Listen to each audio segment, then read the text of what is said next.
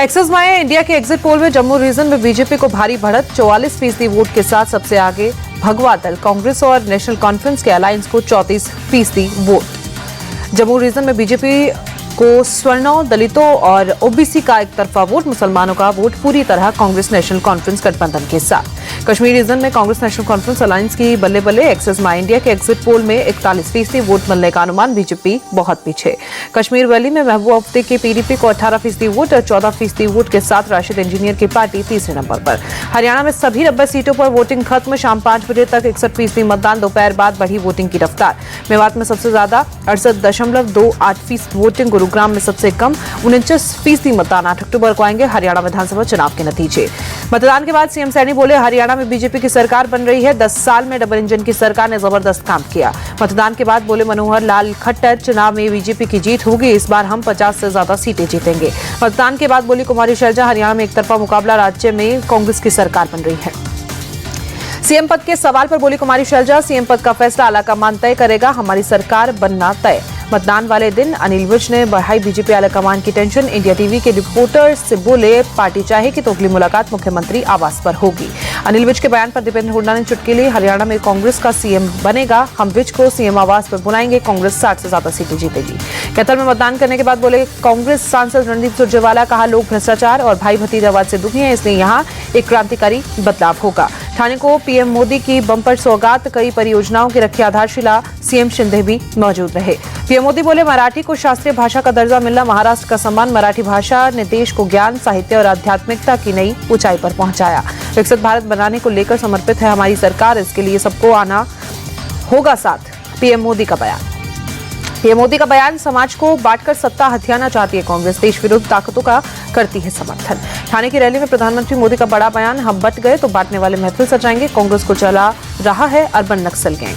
PM के बयान पर एनसीपी प्रवक्ता विद्या चौहान बोले, ड्रग्स का कारोबार तो गुजरात से चलता है, मोदी सरकार बैसाखी पर है, ज्यादा दिन नहीं चलेगी। एनसीपी प्रवक्ता विद्या चौहान का बयान। राहुल गांधी ने बीजेपी पर बोला हमला, कहा इनकी नीयत में खोट थी, इसलिए शिवाजी महाराज की मूर्ति टूटी।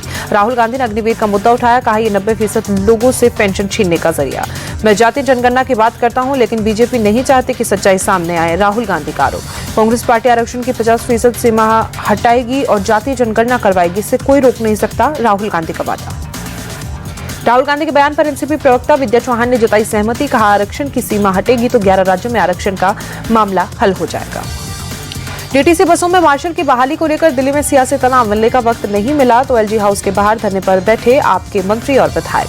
बस मार्शल्स के साथ उपराज्यपाल से मिलना चाहते हैं आम आदमी पार्टी के नेता। एलजी ने सिर्फ सीएम आतिशी और बीजेपी विधायकों के साथ बस मार्शल से मुलाकात की।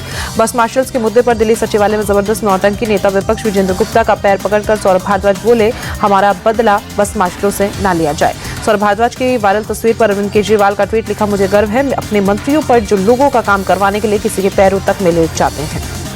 पीएम मोदी का कांग्रेस के ड्रग्स कनेक्शन पर हमला, बोले ड्रग्स के पैसे से चुनाव लड़ना चाहती है कांग्रेस, दिल्ली ड्रग्स का सरगना इनका ही नेता निकला। जम्मू कश्मीर के गूगल धर में सुरक्षा बलों और आतंकियों की मुठभेड़, सेना ने 2 आतंकियों को ढेर किया, कई हथियार बरामद, इलाके में सर्च अभियान जारी। दिल्ली में डिस्कवरी एंड डायलॉग कार्यक्रम में पहुंचे इंडिया टीवी के चेयरमैन रजत शर्मा, वरिष्ठ पत्रकार ऋचा अनिरुद्ध से बातचीत में बोले, डोनाल्ड ट्रंप को आपकी अदालत में बुलाना चाहता हूं। 1-to-1 बातचीत में रजत शर्मा बोले, आपकी अदालत का शो रिपोर्टिंग करना मेरा पैशन, आर्थिक ताकत के बिना भी आजादी से काम करके दिखाया। पाकिस्तान में आयोजित होने वाले एससीओ समिट में हिस्सा लेंगे भारत के विदेश मंत्री एस जयशंकर, कहा मैं वहां भारत पाकिस्तान के रिश्ते पर चर्चा करने नहीं जा रहा हूं। मिडिल ईस्ट के हालात पर जयशंकर ने चिंता जताई, कहा हिंसा से भारत को नुकसान हो रहा है। विदेश मंत्री के पाकिस्तान दौरे पर बोले एनसी चीफ फारूक अब्दुल्ला, उम्मीद है एससीओ समिट के दौरान विदेश मंत्री दोनों देशों के बीच दोस्ती पर भी बात करेंगे। नक्सलियों के खिलाफ एक्शन पर बोले बस्तर के आईजीपी सुंदरराज, मारे गए नक्सलियों के पास से हथियार और ग्रेनेड बरामद।